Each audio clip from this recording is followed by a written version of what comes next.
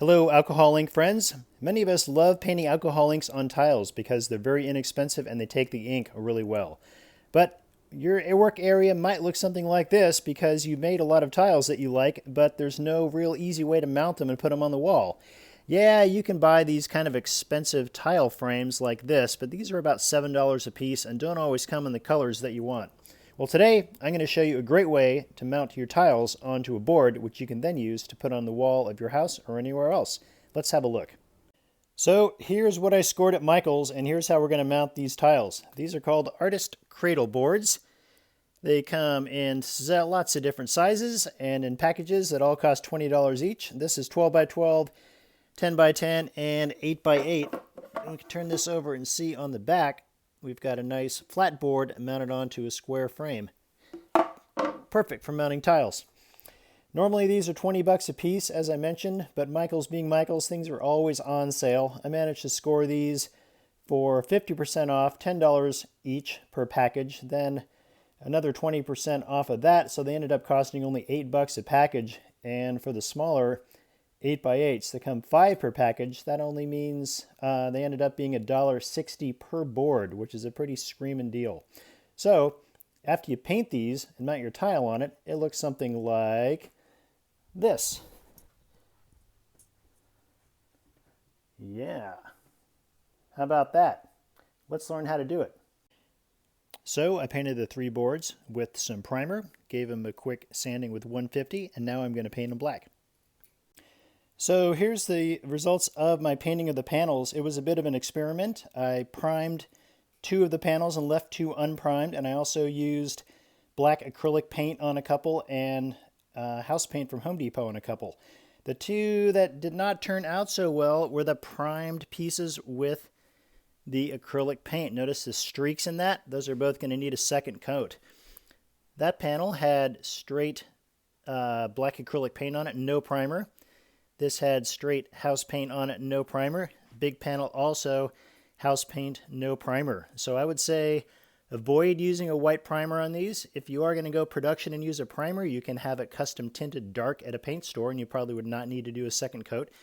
And here's a paint tip as well. A little hard to see that. That's a color sample from Behr. That's the house brand of Home Depot.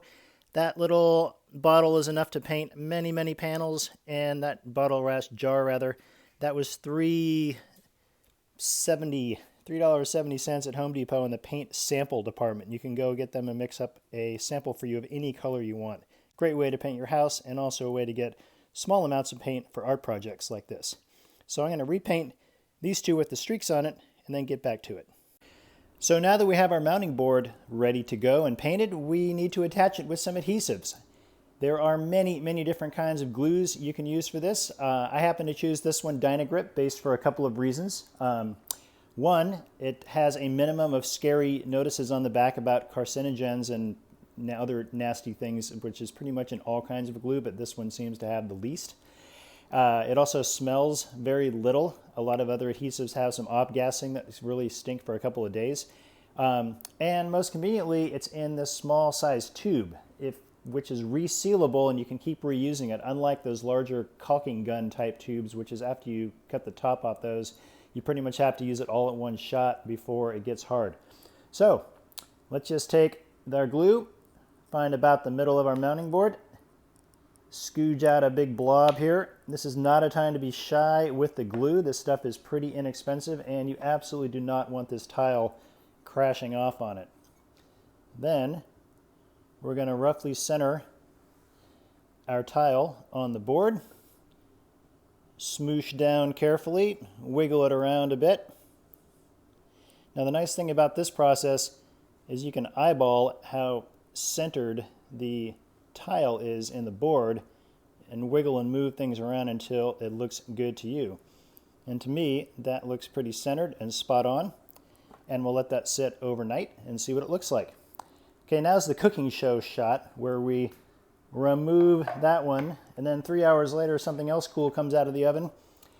Here's a similar piece that I made and mounted yesterday, and I'm going to lean on this with my thumb as hard as I can and try to push it. That thing is not going anywhere. One of the cool things I like about this mounting board also is that it's so symmetrical. You can hang and display this piece in any rotation that you want to, and you kind of have a different look based on turning it 90 degrees, which is a way to get a little more out of your art than you otherwise might. Now, mounting a single tile on a single board is what we've done so far, and that looks pretty cool. But because our boards are 6 inches, 8 inches, and 12 inches square, and the tiles that we're using are also square, we can mix and match the sizes in almost any way we want. So imagine, here's a couple of flower studies that I did. So imagine 4 of these tiles on a single 12-inch board. That would fill them out to the edges. Let's look at this one, not glued down. 2 of them are blank, but I think you get the idea. Those are 4 4¼ tiles on an 8-inch board. By the way, I thought all this time I was using 4-inch tiles. These are actually 4¼ so that was a little bit of a surprise for me. Not a big deal on this. This has a rather narrow edge to it. You could of course put these 4 on a 12-inch board. You get the idea.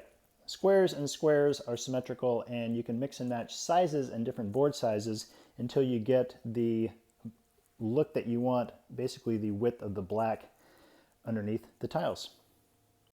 Well, that's about it for mounting tiles onto these painted cradle boards.